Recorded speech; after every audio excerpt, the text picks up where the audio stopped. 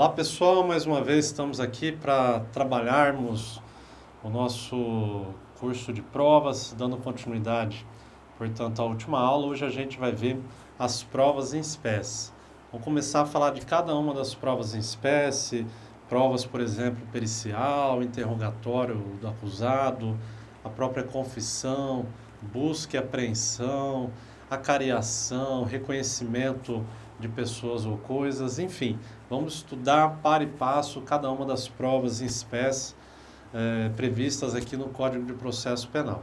Quando a gente fala em provas em espécie, a gente não se refere unicamente àquelas provas previstas no Código de Processo Penal. Vocês estão lembrados que a gente viu em outra oportunidade que existiriam as provas típicas, ou seja, aquelas que estariam previstas no CPP, e as provas atípicas, aquelas que não estão previstas necessariamente no CPP.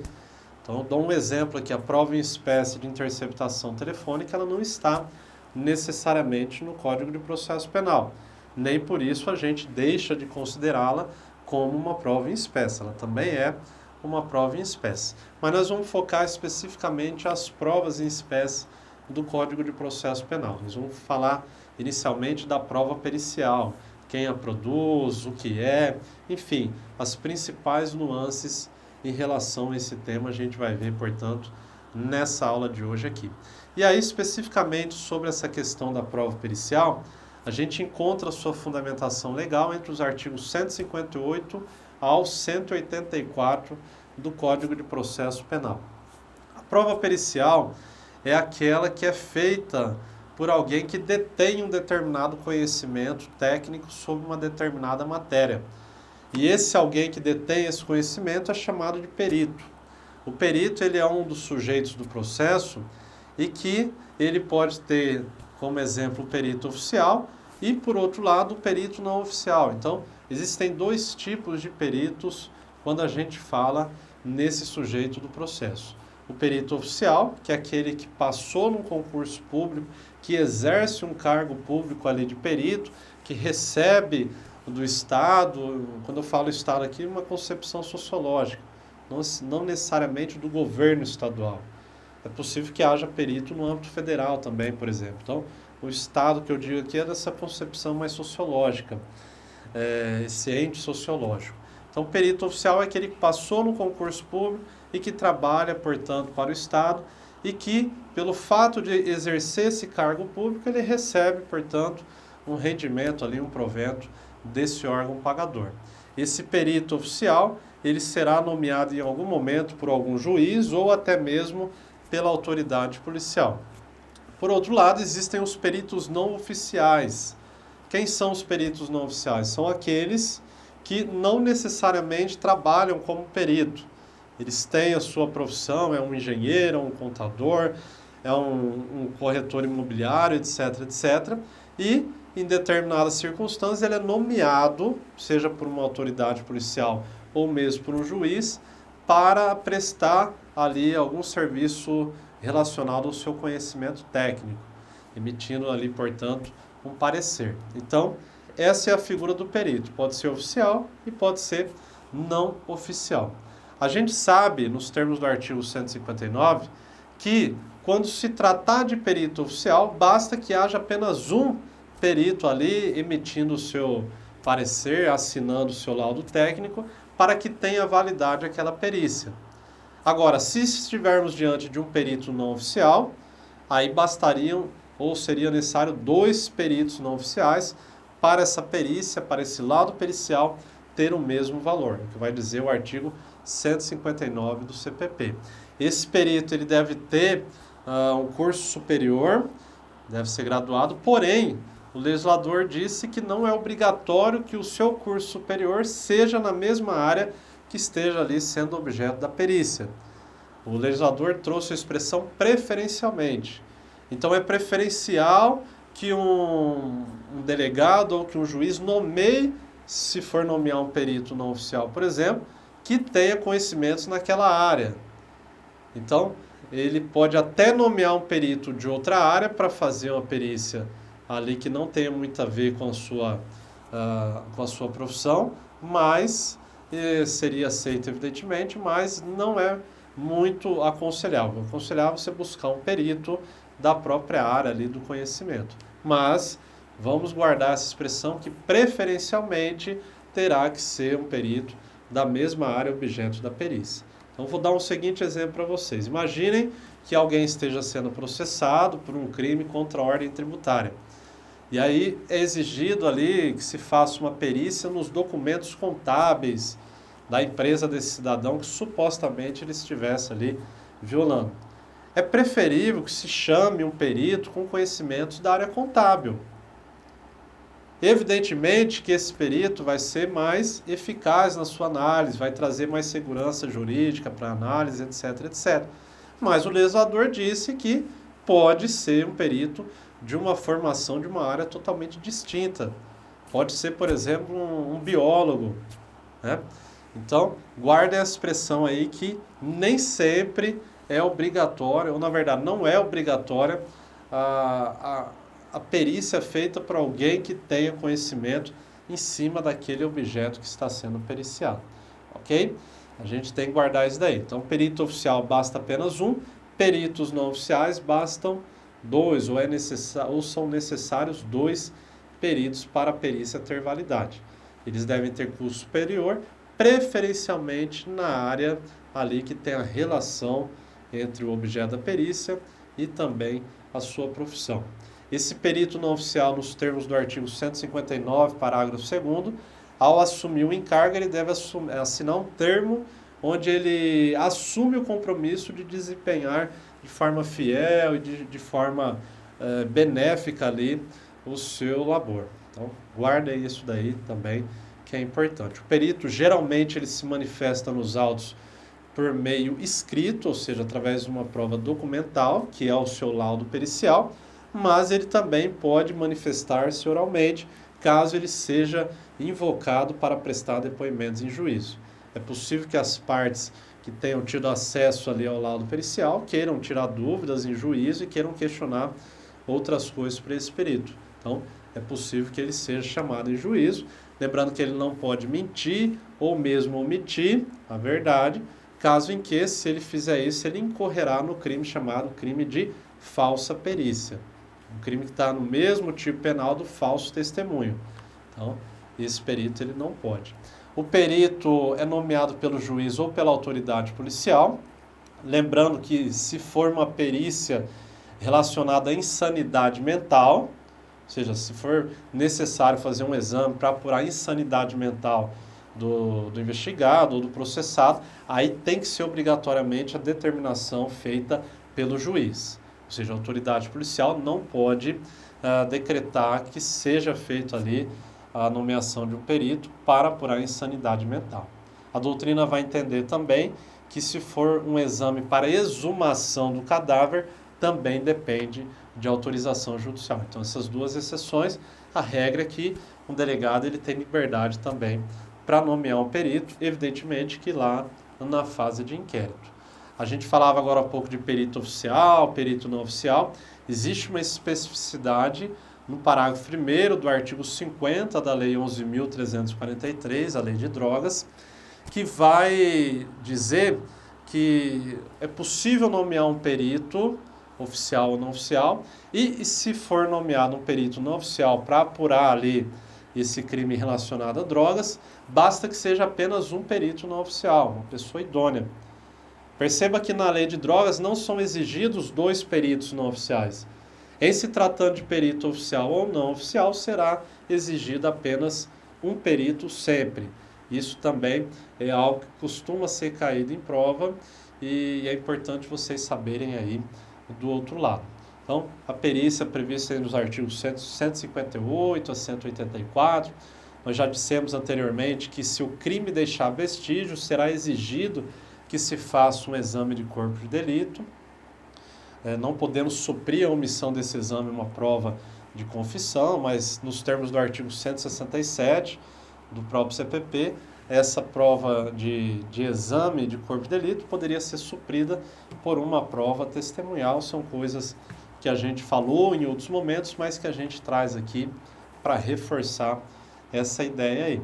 É importante a gente dizer também que que, por exemplo, lá no crime de lesão corporal de natureza grave, o que vai apurar se houve essa lesão corporal de natureza grave, que incapacitou alguém de repente para o serviço, é um exame pericial, que vai atestar isso, e que dependerá esse exame pericial de um chamado exame complementar, que só pode ser feito após 30 dias. Então, quando vocês viram essa expressão exame complementar, é aquele que a gente tem lá no crime de lesão corporal de natureza grave, que apura se realmente alguém ficou incapacitado para os seus exercícios, não só laborais, não só relacionados ao trabalho, mas para as suas atividades ali cotidianas. Ok, pessoal?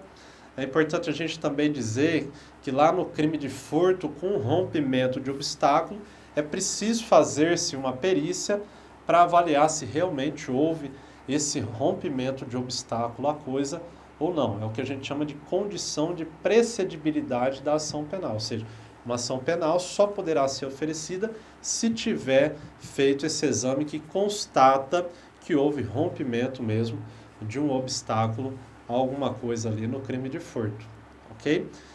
Em relação ao exame de corpo de delito, em 2018 a gente teve a introdução do CPP de preferências em relação à realização desse exame.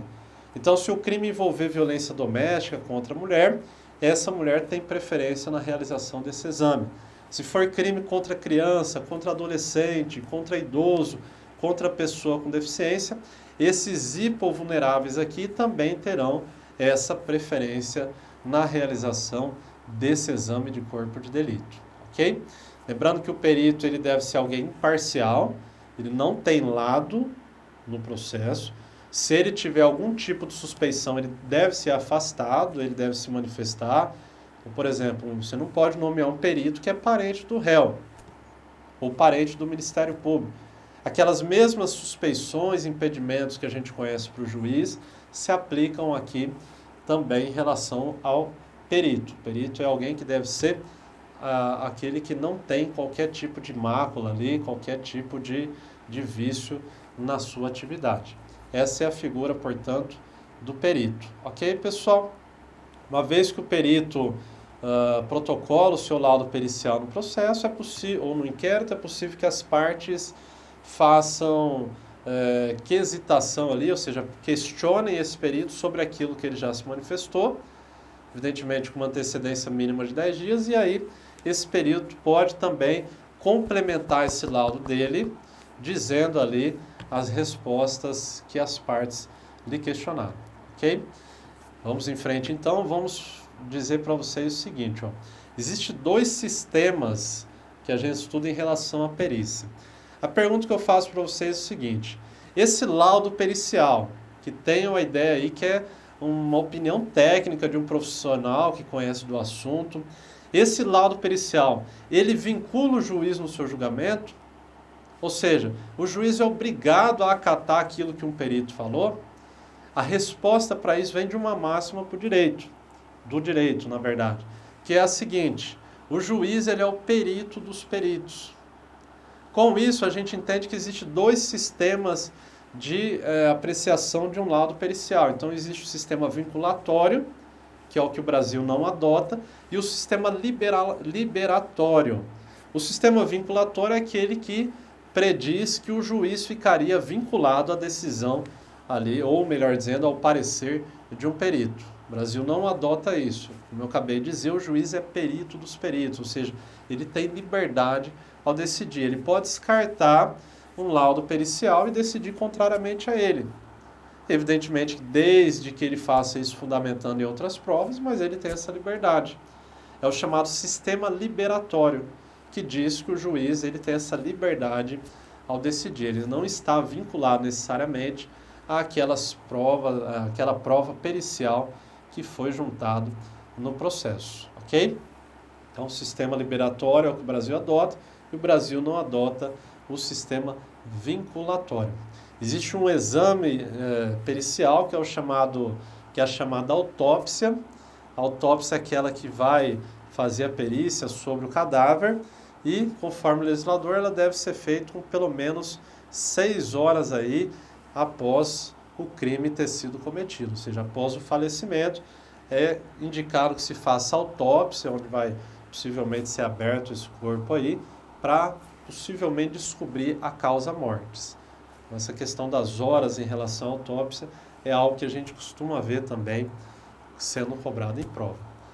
Ok, pessoal? Então, basicamente são essas informações que a gente tem aqui, as principais, né, sobre a perícia, sobre o perito, e a gente vai avançar um pouquinho mais nas provas em espécie, vocês podem acompanhar pelo material. A gente vai falar agora um pouco da figura do assistente técnico. Quem é esse assistente técnico? Muita gente confunde com o perito. Eu dizia agora há pouco que o perito ele deve ser imparcial, ele não pode ter lado. Se ele for suspeito, ele tem que se declarar. Pode ser declarado seu impedimento, etc, etc. Existe, de outro lado, a figura do assistente técnico. O perito, enquanto a gente viu que é nomeado pelo juiz, pela autoridade policial, o assistente técnico ele é nomeado pelas próprias partes. É possível que o réu nomeie um assistente técnico.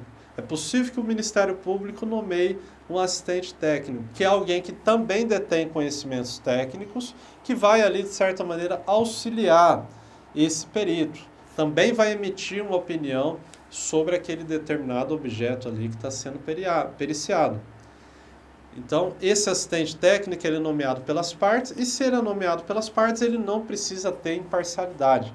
Realmente, o assistente técnico, e a doutrina e jurisprudência e legislação aceitam isso, ele é alguém que tem lado no processo.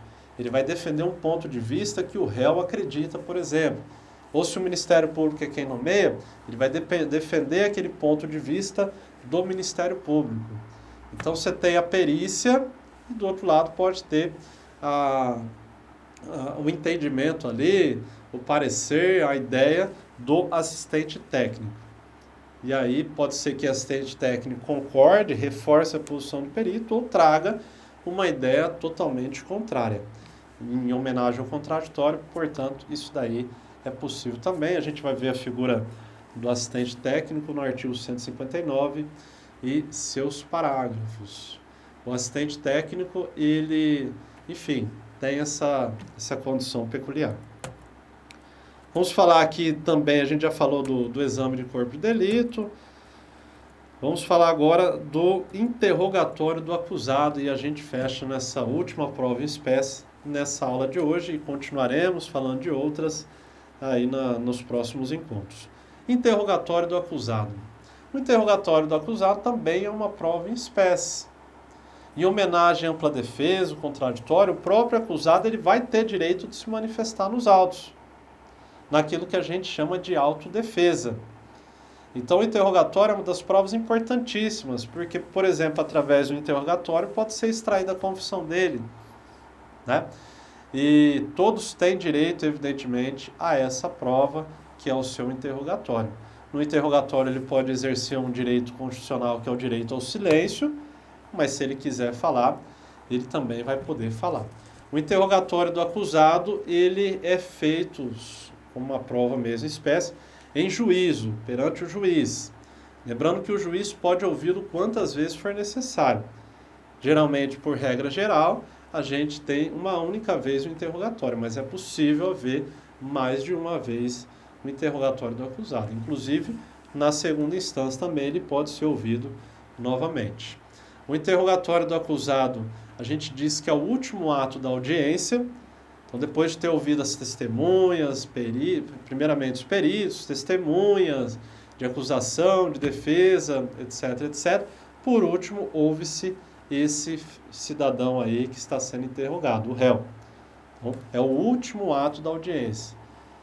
A gente tem isso na maioria dos procedimentos. No procedimento da lei de drogas, por exemplo, existia uma previsão que o interrogatório do réu seria o primeiro. O primeiro se ouviria o réu e depois as testemunhas. Mas isso, há algum tempo atrás, uns 2, 3 anos mais ou menos, o STJ já pacificou o entendimento que é possível ou é recomendado que o réu seja ouvido por último. O STF também já manifestou nesse sentido, que seria inconstitucional. Então, o réu deve ser o último ato da audiência, o seu interrogatório, mesmo no procedimento da lei de drogas, que previa expressamente que ele deveria ser ouvido primeiro. No procedimento dos tribunais, a Lei 8.038 também falava na oitiva em primeiro lugar do réu, mas também, de acordo com o entendimento da jurisprudência, o réu sempre vai ser o último a ser ouvido no seu interrogatório. O interrogatório do réu, ele começa através da inquirição pelo juiz. É o juiz que começa inquirindo o réu, interrogando o réu. Primeiro pergunta a ele questões ligadas aos seus dados pessoais, endereço, nome, etc, etc, para depois questionar ali sobre o que está sendo imputado a ele. Então, o juiz é o primeiro a interrogar, depois vai passar a palavra ao Ministério Público e depois para a defesa. É diferente das testemunhas. Nas testemunhas, as partes começam interrogando. Se for testemunha de acusação, a acusação vai questionar primeiro e depois a defesa. Se for testemunha de defesa, a defesa vai questionar primeiro e depois a acusação. Então, interrogatório do réu, último ato da audiência, e quem começa interrogando é o juiz. Há alguns anos atrás, a gente teve a implementação no Brasil das chamadas videoconferências. Hoje em dia é possível fazer um interrogatório por meio de videoconferência. Alguém que esteja preso, por exemplo, lá no Presídio Federal em Catanduvas, ser ouvido no estado do Mato Grosso do Sul, numa audiência, num processo que ele responde ali, por meio de videoconferência. Nesse caso, terá que se assegurar 2 defensores a ele. Um no local onde está sendo realizada a audiência e o outro ao seu lado lá, por exemplo, no presídio que ele estiver acautelado. Nesse caso, sempre serão obrigatórios 2 defensores. Ele tem direito à entrevista, como qualquer outro réu tem. Direito de entrevista é aquele assegurar de antes de haver o seu interrogatório, você conversar ali com o seu advogado, com o seu defensor. Lembrando que antes de você falar, as testemunhas falaram, peritos, etc. E na maioria das vezes, esse réu não estava presente, porque algumas testemunhas não gostam de falar na presença do réu. Se a testemunha disser que não vê impedimento a isso, o réu pode assistir também. Lembrando que o defensor sempre estará presente ali na oitiva das testemunhas. Então, muitas vezes, esse réu não ouviu o que as testemunhas falaram.